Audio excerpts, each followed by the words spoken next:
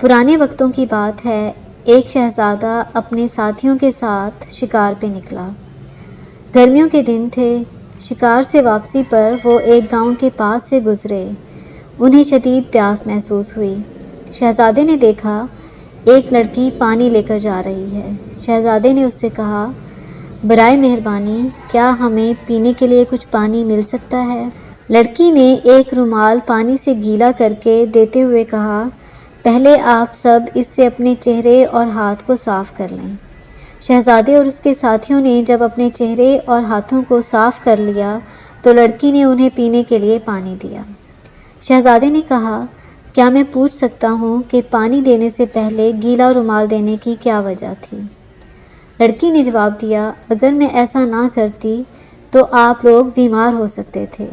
یہ کہہ کر لڑکی نے اجازت چاہی اور اپنے گاؤں چلی گئی۔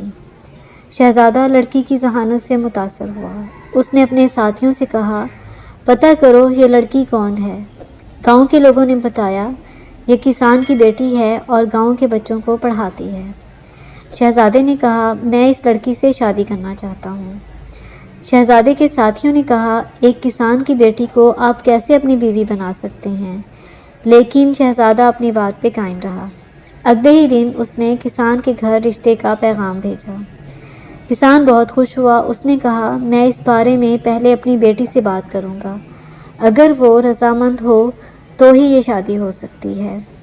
کسان نے جب اپنی بیٹی سے اس بارے میں بات کی تو اس نے کہا، کیا شہزادہ کوئی ہنر جانتا ہے؟ میں کسی ایسے شخص سے شادی کرنا چاہوں گی جو کہ ہنرمند ہو۔ شہزادے کو جب اس بات کا پتہ چلا تو اس نے کہا، میں ایک شہزادہ ہوں، مجھے کسی ہنر سیکھنے کی کیا ضرورت؟ مگر کسان کی بیٹی کی شرط پوری کرنے کی خاطر اس نے ماہر کاریگر بلوائے جو کہ اپنے اپنے ہنر میں کمال رکھتے تھے۔ ان میں ایک بوڑھا کاریگر بھی تھا جو کہ قالین بناتا تھا۔ اس نے شہزادے سے کہا، محترم شہزادے، میں آپ کو بہترین قالین بنانا سکھا سکتا ہوں۔ شہزادہ اس کے فن سے متاثر ہوا اور اس سے قالین بنانا سیکھنے لگا۔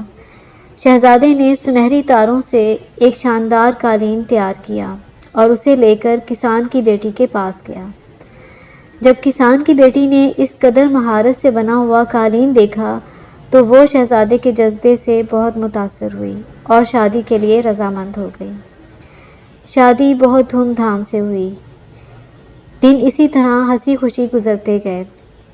ایک دن شہزادہ اپنے ساتھیوں کے ساتھ دوبارہ شکار پہ گیا تو وہ شکار کی تلاش میں اپنے ساتھیوں سے بچھڑ گیا۔ شہزادہ جنگل میں بھٹک رہا تھا کہ اتنے میں کچھ ڈاکوؤں نے شہزادے کو پکڑ کر ایک غار میں قید کر لیا۔ وہاں اور بھی بہت سے قیدی تھے۔ ڈاکوؤں کا سردار انتہائی ظالم تھا۔ وہ ان سب سے پورا دن کام لیتا اور ان کی بنائی ہوئی چیزیں بازار میں جا کر بیچتا۔ شہزادہ شروع میں بہت پریشان ہوا، پھر اس کے ذہن میں ایک ترکیب آئی۔ اس نے سردار سے کہا، میں ایک بہترین کاریگر ہوں اور قالین بناتا ہوں۔ اگر آپ مجھے سنہری تاریں اور ایک بڑی کھڈی لا دیں تو میں آپ کو ایک شاندار قالین بنا کر دے سکتا ہوں۔ سردار نے شہزادے کی بات مان لی اور تمام چیزیں اسے لا دیں۔ شہزادے نے باقی قیدیوں کے ساتھ مل کر کچھ ہی دنوں میں ایک بہترین قالین تیار کر دیا۔ شہزادے نے اس قالین کے ڈیزائن میں ایک خفیہ پیغام بھی لکھ دیا۔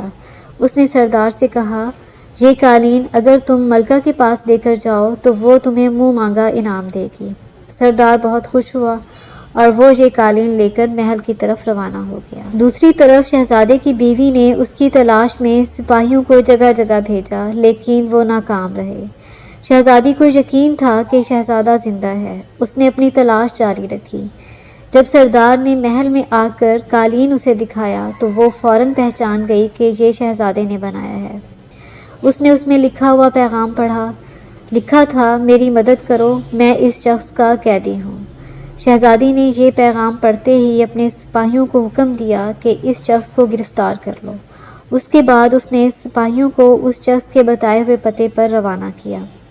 شہزادے کے ساتھ باقی تمام قیدی بھی رہا ہو گئے۔ شہزادے کو اب اس بات کا اندازہ ہوا کہ آج وہ اپنے ہنر کی بدولت اپنی جان بچانے میں کامیاب ہوا۔ اس کے بعد شہزادے نے شکار پہ جانا چھوڑ دیا۔ وہ زیادہ سے زیادہ وقت عوام کے مسائل حل کرنے میں لگاتا، اور اس نے یہ لازمی قرار دیا کہ ہر نوجوان کوئی نہ کوئی ہنر ضرور سیکھے۔